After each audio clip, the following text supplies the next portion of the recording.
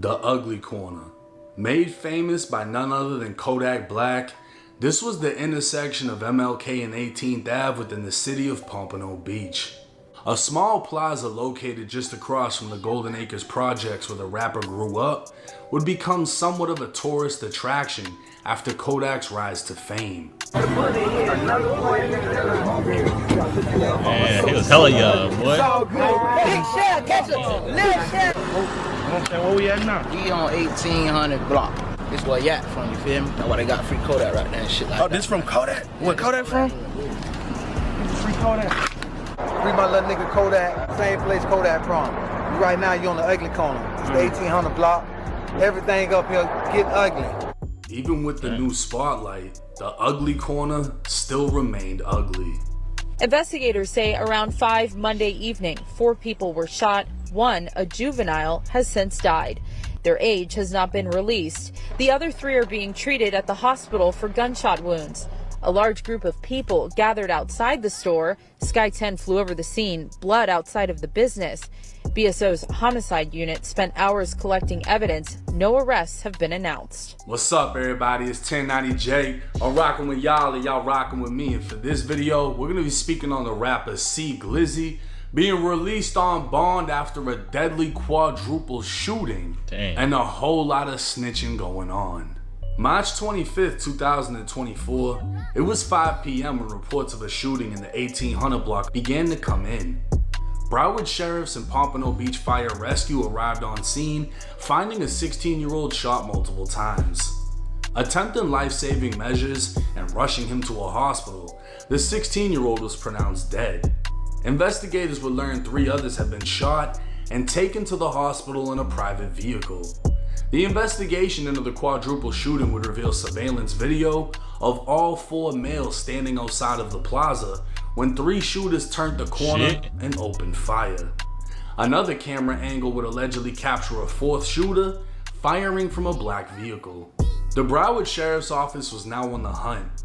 20 minutes before the shooting, a silver Chevy Cruze was seen on Northwest 6th Ave. Its tag was captured by a license plate reader, and the same car would park near the plaza before the shooting and was seen leaving immediately after. The vehicle was registered to a woman named Marquita Peterson who resides in Pompano Beach. Although she was the owner, her son Aaron Benoit was the primary driver. Aaron was a local athlete, and back in 2022 he'd be featured on Varsity Sports Network. Aaron, how are you, man? Good, I'm doing good. Good. Tell me about the position you play. I'm an athlete. I play everything on the field. Love it. I was hoping you'd give that answer after what the coach said. I was just maybe a little test. Talk about what that means to be one of those guys that coach has faith to plug in anywhere and play.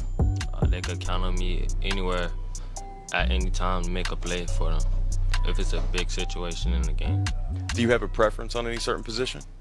I play wide receiver. There you go. And safety.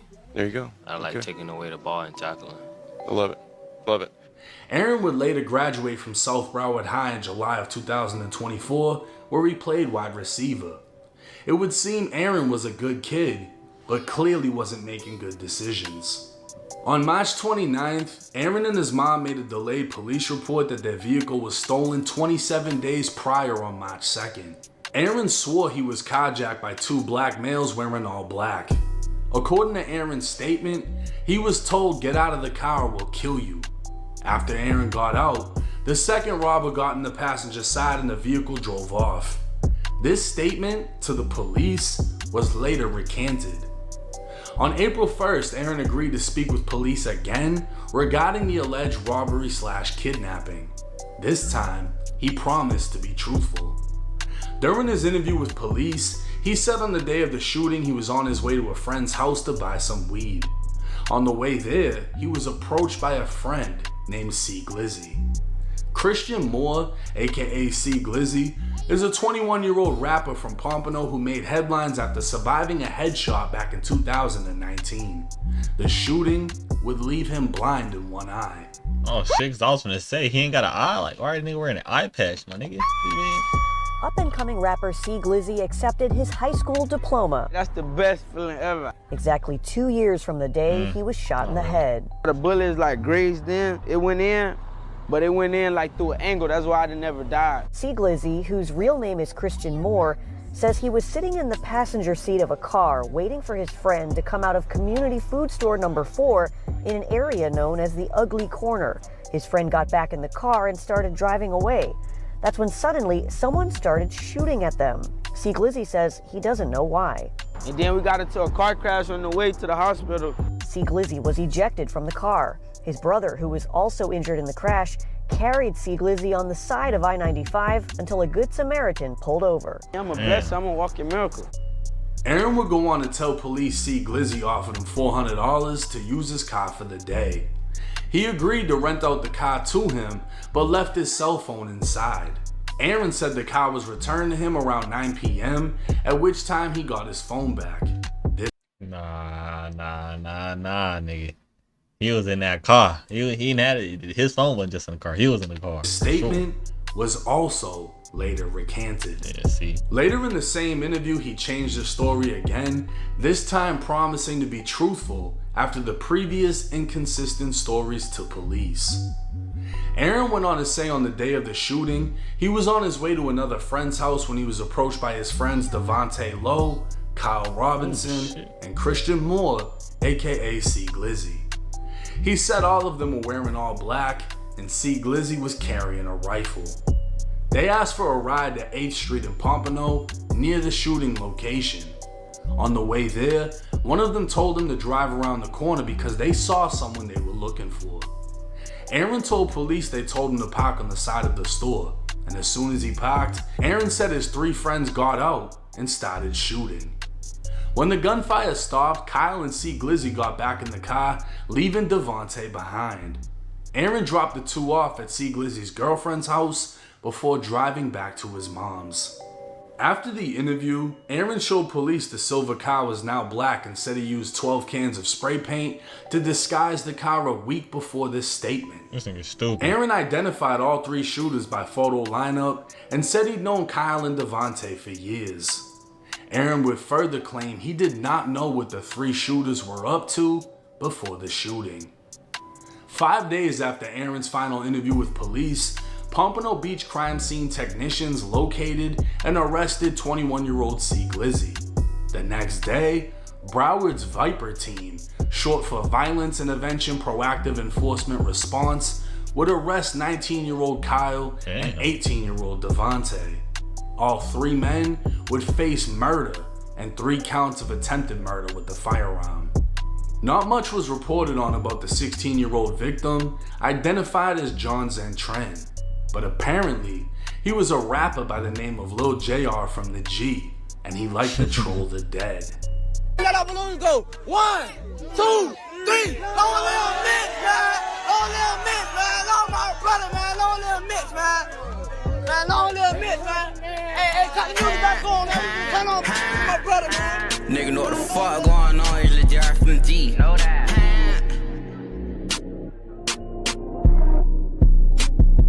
It's Lil JR from the G. Park the car, I'm trying to creep. Running down the press delete. All the boy got left the seats. I ain't shooting from no 3. Get up close, put you to sleep. Now he all in Brody weed. I been tweaking for a week. Told him nigga grab a V. What the fuck is GYG? You nailed the hot up by that V. All I know is 2 to 3. Grab my zoo and drop my ski. I'm known for passing out on feet.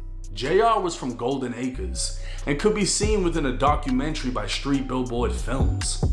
Going all through the projects, Kodak would pull up to the Ugly in a Rolls Royce, as JR could be seen standing out front of the same place he'd later be killed. A video would drop of JR holding an iPad with a photo of another rapper named Lil Mitch in a casket. Lil Mitch was from GYG, short for Graveyard Gang. He was only 16 when he died, and is rumored to have been killed after attempting to rob a man for a PS5 on OfferUp. While his death had nothing to do with his enemies, Lil Mitch had videos posted on his Instagram dissing his ops and making it clear he was 1800K. 1800 being the block the Ugly Corner sits on. JR would troll Lil Mitch's death, and even though he had nothing to do with it, less than 2 months after Lil Mitch died, JR would meet the same fate. When the news dropped of JR's alleged killers being arrested, the Reddit police department would quickly piece together a motive.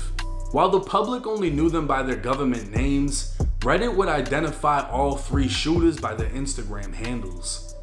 Devontae Lowe, aka Blick His Ass, and Kyle Robinson, aka K Spaz, would have clear ties to GYG and would both honor Lil Mitch on their page.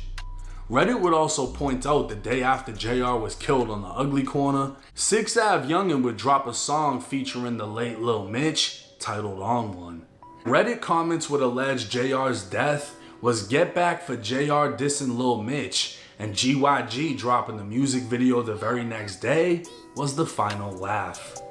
What isn't known is what C Glizzy has to do with GYG, as he isn't a member.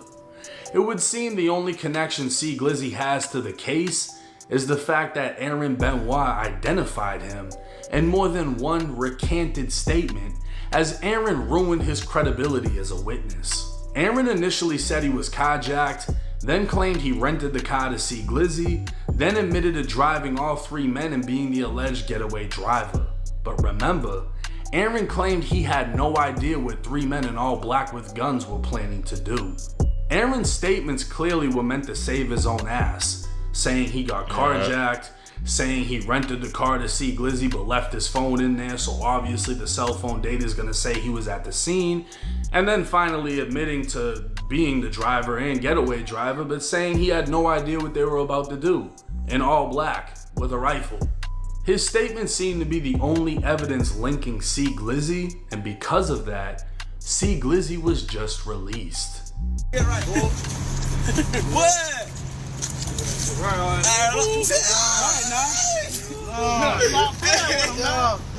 Hanging out my drawers, you can tell I got the blick. Only ducking from the locker, every day I'm taking risks. I be playing that shit raw, cause I'm knowing how to get. If a nigga shoot my shot, boy, you know I ain't gon' miss. Told y'all to cook the plot, toast the yacht like grits. Posting a $100,000 bond, C Glizzy would waste no time before showing out in a Corvette with jewels on, and his signature eye patch looking like a Pompano Beach pirate.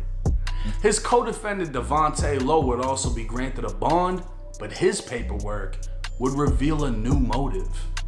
Apparently, Aaron Benoit said a bit more than originally released. When the shooters asked to get out of the car, Aaron claimed he heard around 30 shots fired. He put the car in drive when 2 shooters jumped in, leaving the third at the scene. He claimed he didn't know what the shooters were going to do beforehand, but knew the intended target was 22-year-old Elijah Gustave. According to Aaron, Elijah was allegedly responsible for shooting C Glizzy back in the day, causing him to lose his eye. This would give an entirely new motive, that it wasn't get back on JR for dissing Lil Mitch, it was get back for C Glizzy. Damn. Cell phone data would also apparently show Glizzy and Devontae at the scene at the time of the shooting, and even with that being said, Devontae was given a bond, and Kyle has a bond hearing coming up in a few days. At this time, we don't know what the fuck the motive was. Aaron is claiming it was get back for C Glizzy being shot years ago. Reddit is claiming it was get back for Lil Mitch because JR was dissing. But what we do know is 4 people got shot, including Elijah, and JR was the only one that died. Aside from cell phone data, the only evidence linking them to the quadruple shooting is Aaron, and for some reason, he hasn't been charged as the getaway driver. We'll just have to wait and see how this case plays out. Now, this is my opinion and my opinion only. I feel like there's a possibility they beat this case. We haven't heard that they recovered the firearms, they have DNA evidence, anything like that. They say that they have some cell phone data. Aaron, who's the star witness, is the getaway driver. He admitted to it. He drove them there, he drove them back. He's claiming that he knows nothing about it. Mind you, he files a police report, almost a month late, saying he got carjacked. Then he says he rented the car to his friend and left his phone in it because, his phone that's going to show his cell phone data saying that he was at the scene. Exactly. Then he changed the story a third time and said, yeah, I drove them and they were dressed in all black and see Glizzy had a rifle, but I didn't know what they were going to do. And then when they let 30 shots off on the Ugly, I just started driving and 2 of them jumped in. I didn't know they were going to jump in. I didn't know this was going to happen. So this is Aaron Benoit, the wide receiver from high school, right? Other than that, what else is there?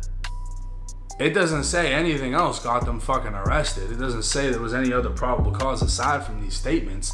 And he's recanted 3 different statements.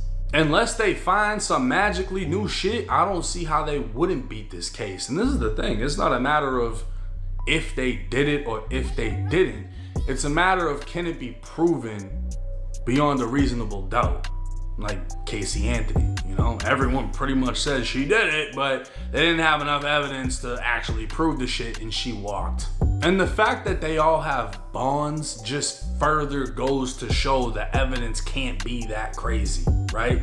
Because Melly hasn't been given a bond at all 6 years later, but see, Glizzy gets a bond and walks out, puts a chain on immediately after.